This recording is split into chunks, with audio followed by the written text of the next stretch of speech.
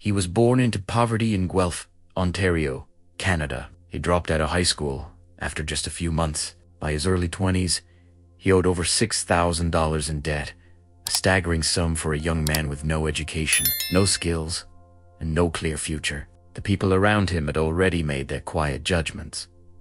He was going nowhere. Then, one night, a man handed him a worn, dog-eared copy of a book called Think and Grow Rich by Napoleon Hill. He didn't read it immediately, but when he finally did, something shifted. Not in his circumstances, not in his bank account, not yet. Something shifted inside him. Something he couldn't quite name, but could absolutely feel. Within 1 year, that young man went from earning $4,000 a year to earning $175,000. The following year, he crossed 1 million. Nothing around him had changed. His education hadn't changed. His family hadn't changed. The economy hadn't changed. The only thing that changed was what was happening beneath the surface of his conscious awareness.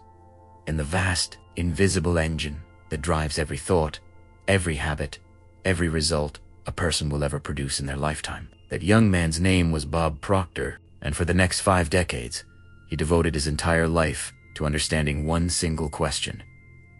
Why do some people attract wealth effortlessly, while others struggle no matter how hard they try? The answer, he discovered, had nothing to do with intelligence, talent, education, or luck. It had everything to do with a part of the mind. Most people never learn to work with a part that operates silently, beneath the radar of everyday thinking, 24 hours a day, 7 days a week.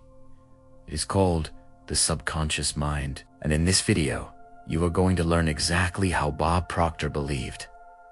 You can reprogram it deliberately, systematically to begin attracting the money and abundance you were born to experience. Stay with this until the very end. What you're about to hear could be the turning point you've been waiting for. Bob Proctor often said something that shocked people the first time they heard it. He said, "Your present results have nothing to do with your potential. They only reflect your current programming." Most people, when they think about why they don't have more money, look outward.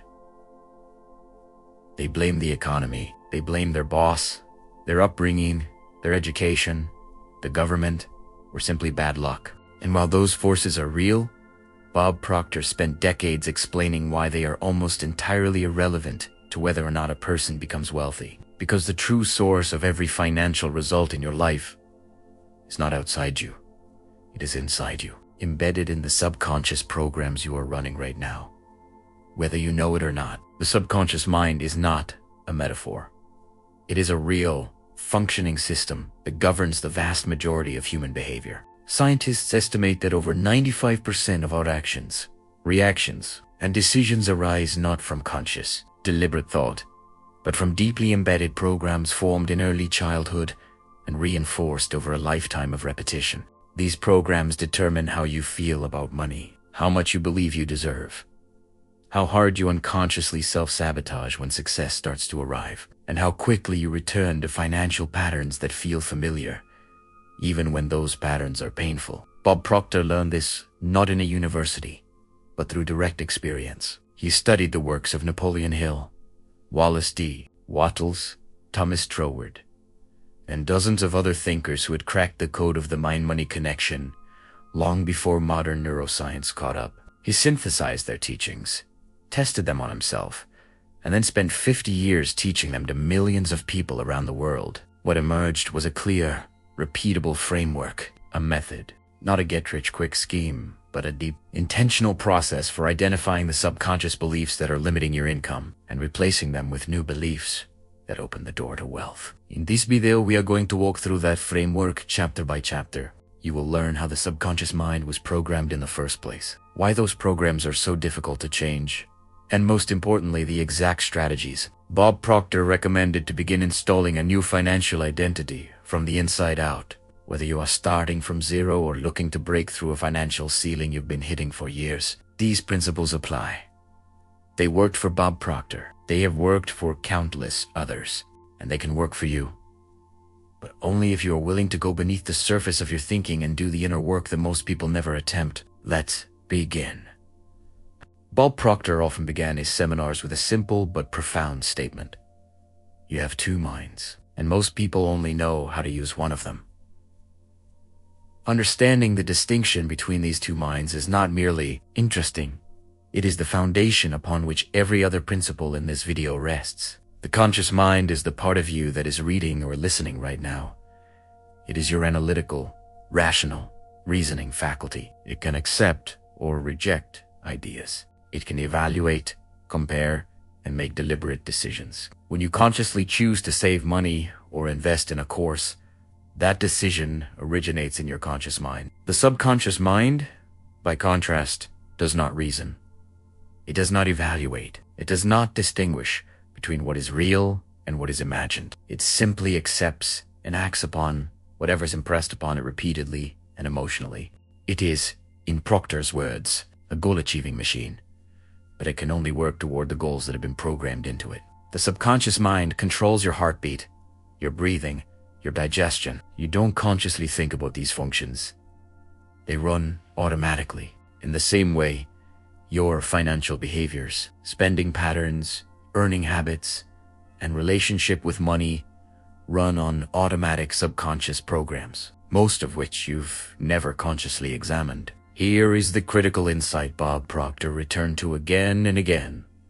You cannot outperform yourself. The subconscious holds a picture, a deeply embedded belief about who you are and what you deserve. Your outer results will always conform to that inner image, not the other way around. This is why people who win the lottery often end up broke within a few years. Their outer circumstances changed, but their inner programming did not. The subconscious, loyal to the old image of poverty or scarcity, quietly engineers a return to familiar territory. Proctor taught that the subconscious is like a massive, powerful ship. The conscious mind is the captain standing at the helm. But if the captain gives an order that contradicts the autopilot system already running in the engine room, the ship will not change course, not until the autopilot itself is reprogrammed. This explains why willpower alone almost never creates lasting financial change. You can consciously decide to be wealthy all you want, but if your subconscious holds a deeper belief that money is scarce, dangerous, or not meant for people like you, it will override your conscious intention every single time. 2. Good news. And this is where Proctor's work becomes genuinely transformative, is that the subconscious mind can be reprogrammed. It was programmed in the first place by repetition, authority, and emotion, and it can be reprogrammed by those very same forces. Once you understand how to apply them deliberately, the first step to reprogramming your subconscious mind to attract money is understanding that the mind you think with your conscious, reasoning mind is not the mind that is running your financial life. That is the job of the subconscious. And your job, from this point forward, is to learn how to speak its language. If you want to change a program, you must first understand where it came from. Bob Proctor was clear.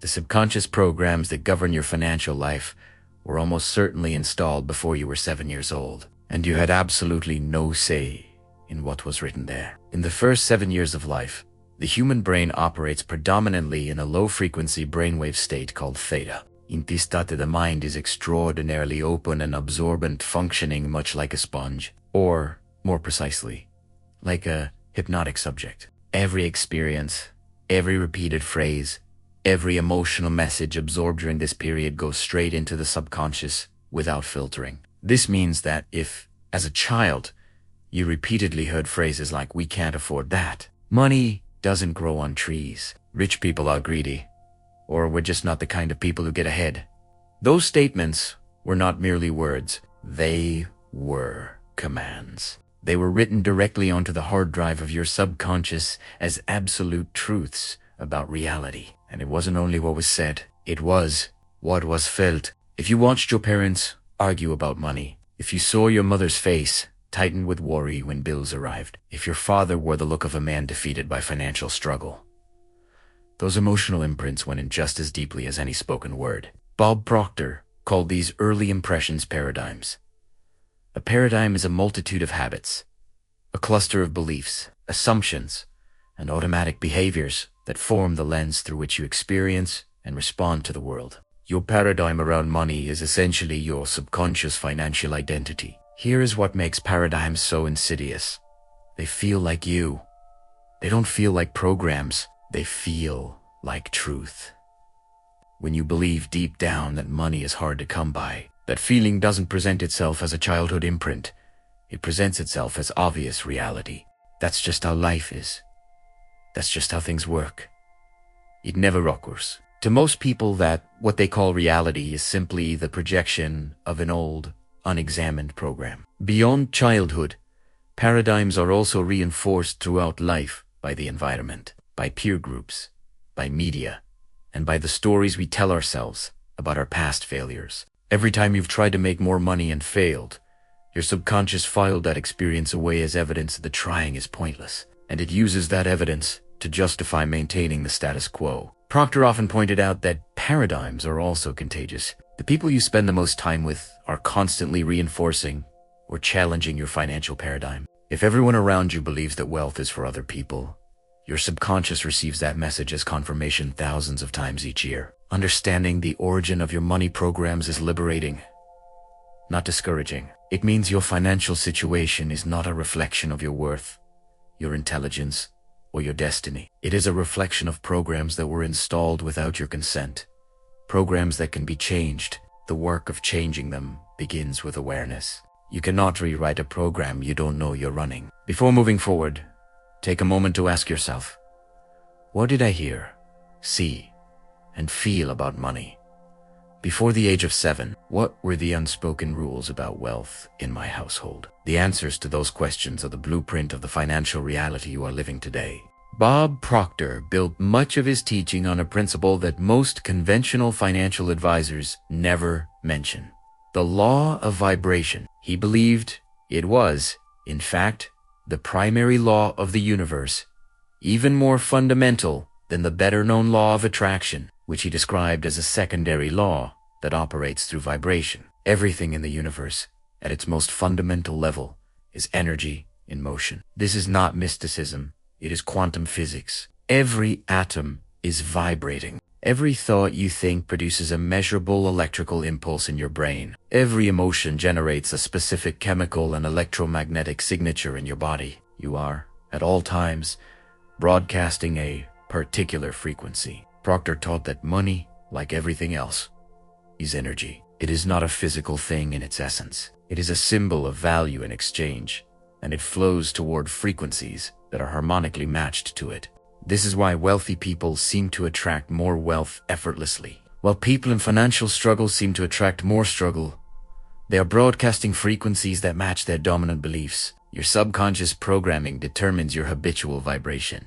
If your deep subconscious belief is, there is never enough, you will unknowingly broadcast a frequency of scarcity, and by the law of vibration, you will attract circumstances, people, and opportunities that reflect that scarcity back to you. It is not punishment, it is Pisces. This is a concept Proctor illustrated brilliantly with radio frequencies. You cannot receive a signal on 98.7 FM if your dial is tuned to 101.3 FM.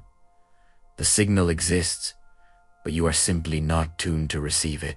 In the same way, opportunities for wealth exist all around you, constantly. But if your subconscious is tuned to a frequency of lack, you will be literally unable to perceive them. Changing your financial results then requires changing your frequency. And changing your frequency requires changing the beliefs, images, and emotions that your subconscious is habitually generating. This is the direct link between inner reprogramming and outer results. Proctor was emphatic that the way to shift your vibration is not through forced positive thinking. Repeating "I am rich," while feeling deep anxiety and disbelief produces a mixed, conflicted signal, and the subconscious dominant impression wins every time. Authentic vibrational shift requires working at the level of feeling, not just thought. Gratitude was one of the most powerful tools Proctor recommended for elevating vibration. Not gratitude as a performance, but genuine, felt appreciation for what already exists in your life. Gratitude is the emotional frequency of abundance, and when you practice it consistently, you begin to retune your subconscious toward the experience of having, rather than lacking. Proctor also taught the importance of acting as though your desired financial reality already exists. not as delusion, but as a deliberate, vibrational practice. When you move through the world with the posture, the decisions, and the emotional state of someone who already has what they desire, you begin to align your frequency with the circumstances you wish to create. Understanding the law of vibration doesn't make the process of building wealth less practical. It makes it infinitely more powerful. Because now you understand that everything counts.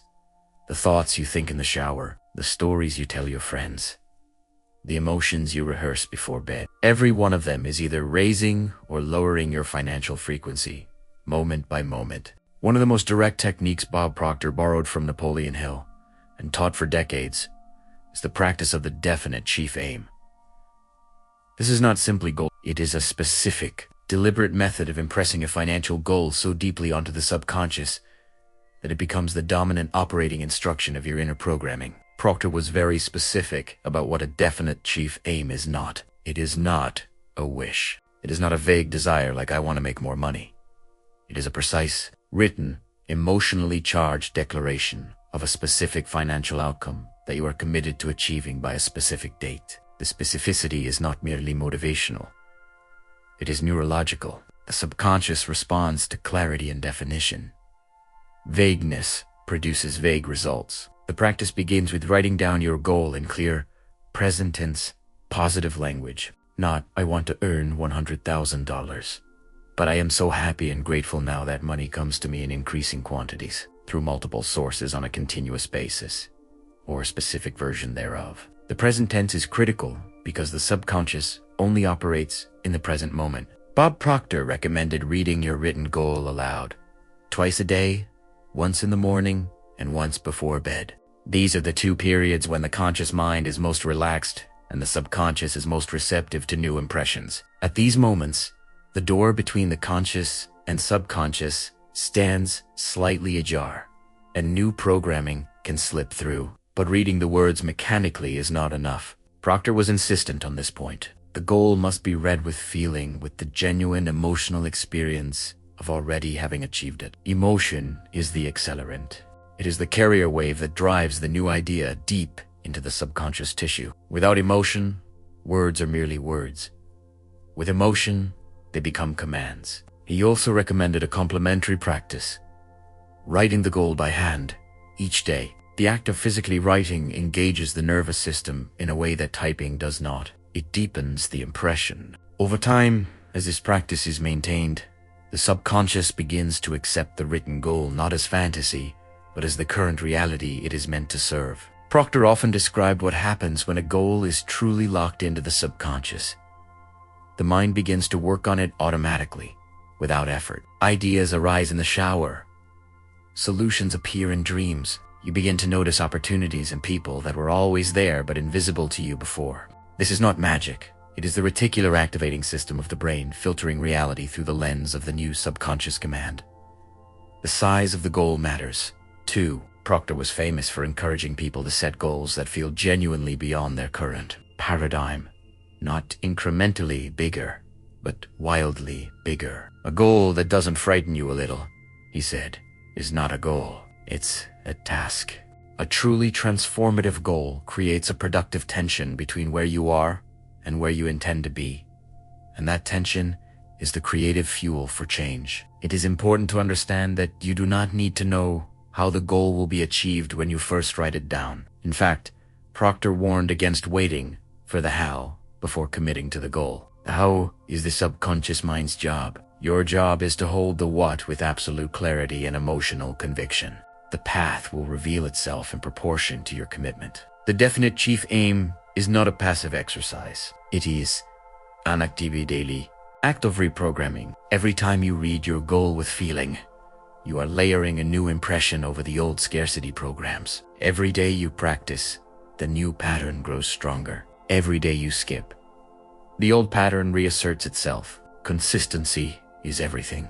Bob Proctor was not the inventor of affirmations or visualization, but he was one of their most articulate and effective teachers. He understood precisely why these techniques work, and more importantly, why they often fail. And that understanding made all the difference. in how he taught them. Affirmations work because the subconscious mind cannot distinguish between a vividly imagined experience and an actual one. This has been confirmed in numerous psychological studies. When you mentally rehearse an experience with sufficient detail and emotional engagement, your nervous system responds as though the event is real. The same neural pathways fire. The same biochemical changes occur. This means that the act of deliberately imagining yourself wealthy, not as a daydream, but as a focused, sincere, emotionally engaged inner experiences from the subconscious mind's perspective, an actual experience of wealth. And the subconscious, like any learning system, is shaped by its experiences. Repeat the experience enough times, and it becomes the expected norm. Proctor recommended a visualization practice of 5 to 10 minutes per day, performed in a relaxed state. During this time, you are to create a vivid inner movie of your financial goal already achieved. See the details, your bank statement, your home, the faces of the people you love. Feel the feelings, the freedom, the security, the joy, the pride. Make the inner experience as real as possible. He was careful to point out that visualization is not daydreaming. Daydreaming is passive. It drifts wherever the mind wanders. Visualization is directed. You are the screenwriter, director, and leading actor of a very specific mental film. And the script must reflect your desired outcome, not your current circumstances. Affirmations, when used correctly, work in concert with visualization. A well-crafted affirmation, specific, positive, emotionally resonant, and stated in the present tense, acts as a verbal anchor for the inner image. The words recall the feeling. The feeling deepens the impression. Over time, affirmation and visualization together create a compound effect in the subconscious. The reason most people find affirmations ineffective is that they repeat them without feeling, often while simultaneously harboring contradictory beliefs. I am wealthy, stated through gritted teeth while staring at a pile of unpaid bills, produces a subconscious conflict, and the older, more emotionally charged belief in scarcity wins. The solution is not to stop using affirmations, but to use them at the right time, in the right state, with genuine emotional investment. Proctor also taught a technique he called acting into feeling, behaving as though you were already the person you intend to become before the outer evidence appears. This is not about spending money you don't have. It is about adopting the posture, the confidence, the decisions, and the self-perception of a financially free person. The subconscious responds to behavior as powerfully as it responds to thought. Another powerful element of inner rehearsal is sleep programming. The 20 minutes before falling asleep represent one of the most receptive periods for subconscious reprogramming. Proctor recommended using this window deliberately, reading your goal aloud, visualizing your desired reality, or listening to recordings of affirmations, allowing those impressions to be processed and consolidated by the subconscious during sleep. When visualization, affirmation, and behavioral congruence are practiced together consistently, the effect is cumulative and accelerating. The subconscious receives the same message through multiple channels: auditory, visual, and kinesthetic. And the new financial identity begins to take root, not as a settled expectation. And from that settled expectation, the outer world invariably begins to reorganize itself. Here is something Bob Proctor taught that most success teachers leave out. The moment you begin to genuinely reprogram your subconscious toward wealth, you will encounter fierce inner resistance. This resistance is not a sign that you are failing. It is a sign that the process is working. Understanding why it arises is essential to moving through it rather than being stopped by it. The subconscious mind's primary function is not happiness, not success, and not abundance. Its primary function is survival through familiarity. The subconscious is a pattern preservation system. It is designed to keep you doing what you have always done, because what you have always done has kept you alive so far. Radical Shand, even toward something better, registers as a threat. This is why, when you begin to pursue a significantly larger financial goal, you may experience sudden anxiety, doubt, self-sabotage, or an inexplicable urge to abandon the goal and return to what is comfortable. Proctor described this as the paradigm fighting back.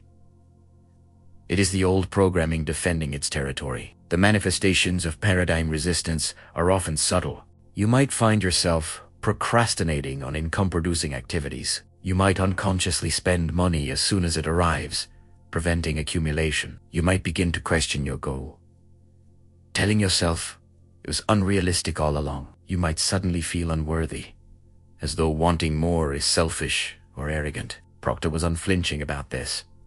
The discomfort of growth is non-negotiable. There is no way to expand beyond your current paradigm without passing through the discomfort of unfamiliar territory. The only choice is whether you stop at the discomfort and return to the known, or you push through it into the new reality waiting on the other side. One of the most powerful tools for navigating paradigm resistance is awareness itself. When you can name what is happening, this is paradigm resistance, not reality. You remove much of its power. You stop treating the feeling of discomfort as reliable information about the future and start treating it for what it is, a predictable emotional response to unfamiliar programming. Proctor also recommended seeking out environments and communities that normalize the financial reality you are moving toward. If everyone around you treats a six-figure income as an extraordinary exception, your subconscious absorbs that as truth. But if you surround yourself, physically or through books, recordings, and mentorship, with people for whom that income is ordinary, your subconscious begins to recalibrate what normal means. Gratitude, again, plays a critical role in dissolving paradigm resistance. The old paradigm is fueled by fear. Fear of not having enough. Fear of failure. Fear of judgment. Gratitude and fear cannot fully coexist. When you cultivate a genuine felt sense of abundance for what you already have, you interrupt the fear cycle that keeps the poverty paradigm in place. Proctor was also a strong advocate for working with a mentor or coach, someone who had already made the journey from a limited paradigm to an expanded one, and who could serve as a living proof of concept. Seeing another person who had broken through the same barriers that felt insurmountable to you is one of the most potent forms of subconscious reprogramming available. Breaking the poverty paradigm is not a single event. It is a sustained campaign. Every day that you hold to your new financial identity in the face of the old programming's resistance, you weaken the old pattern and strengthen the new one. Over time, not instantly, but with certainty, the new paradigm becomes dominant. And when that happens, wealth does not feel like a struggle. It feels like home. Bob Proctor never taught that you could simply think your way to wealth without taking action. He was emphatic on this point, often pushing back against a shallow interpretation of the law of attraction that suggested visualizing a check and waiting for money to fall from the sky. Inner reprogramming and outer action are not alternatives. They are partners. The distinction Proctor drew, however, was between desperate action and inspired action. Desperate action comes from fear. The frantic, anxious doing that springs from a poverty paradigm trying to force results through sheer effort. It is exhausting, and it rarely produces the results it seeks. Inspired action, by contrast, comes from alignment, from a subconscious that has been tuned to the frequency of the goal, and that begins to generate intuitive nudges, ideas, and impulses that move naturally toward it. When your subconscious is genuinely aligned with your financial goal, you will begin to receive what Proctor called flashes of inspiration, sudden ideas, strong intuitions, unexpected connections. These are the subconscious mind, communicating with the conscious mind, delivering the action steps that the rational mind alone could never have calculated. The practice is to act on these promptly, without overthinking.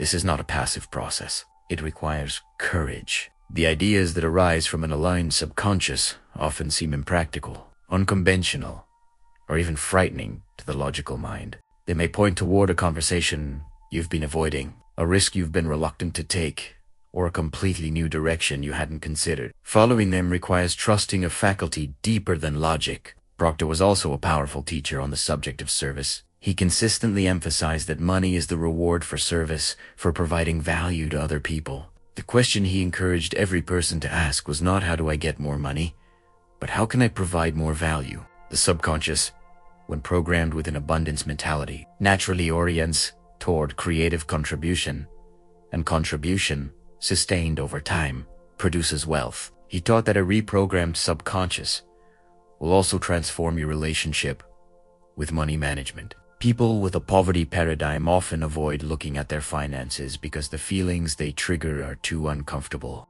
People with an abundance paradigm engage actively with their money. They track it, direct it, invest it, and treat it as a tool for creating more value. This behavioral shift is itself a powerful signal to the subconscious that a new financial reality is being claimed. Multiple streams of income were another key theme in Proctor's teaching. The subconscious, once freed from scarcity programming, naturally begins to perceive opportunities that were previously invisible. A new side income, a business idea, an investment vehicle. These opportunities were always present. The reprogrammed mind simply becomes able to see and act on them. Proctor also taught the importance of making financial decisions from your goal rather than from your current circumstances. If you always make decisions based on where you are now, you will always get more of what you already have. But if you begin making decisions within reason and integrity from the perspective of the person you're becoming, you accelerate the subconscious shift into alignment with that identity. Perhaps the most important principle in this chapter is persistence. Proctor quoted Hill's definition of persistence, often the sustained effort necessary to induce faith. The subconscious is not reprogrammed in a weekend. It took years to build the old patterns. It will take sustained, daily, committed effort to install the new ones. But the effort is not wasted. Every single day of consistent practice compounds. The bridge between the inner and outer worlds is not a magic trick. It is a disciplined, daily practice of aligning thought, feeling, belief, and action around a clearly defined financial goal, and then following the inspired impulses that arise from that alignment with courage and conviction. This is the methodology Bob Proctor taught. This is what changed his life, and in the hands of anyone willing to do the work, it has the power to change theirs. Bob Proctor left this world in February of 2022, but the work he dedicated his life to is more relevant today than ever. In a world of noise, distraction, and surface-level advice, he remained unshakably committed to a single truth: that the life you are living is an outer reflection of your inner programming, and that the moment you change what is happening inside, the outside world must follow. He did not ask anyone to believe him on faith alone. He had lived it himself from debt and struggled 2 decades of extraordinary abundance. And he spent every year after that moment teaching others exactly how to do the same. What you have heard in this video is not a collection of abstract ideas. It is a system. It is a method. It is a set of practices, daily, consistent, emotionally engaged practices that gradually dissolve the old subconscious programs that have been quietly running your financial life and replace them with new ones, aligned with the wealth, freedom, and abundance you are born to experience. None of it requires exceptional talent. None of it requires a perfect past. It requires only the willingness to look inward with honesty and the commitment to practice with discipline. Begin today. Write down your financial goal in clear, specific, present tense language. Read it aloud this morning and again tonight. Before you sleep, feel it as well. Sit quietly for 5 minutes and see it already done. Notice the resistance that arises and recognize it for what it is. Do not stop. The old paradigm is powerful, but it is not permanent. You have the ability to rewrite the program. You have the ability to tune your frequency. You have the ability to step into the financial life you have always imagined. Bob Proctor believed that about every single human being who was willing to do the inner work. And now, so should you.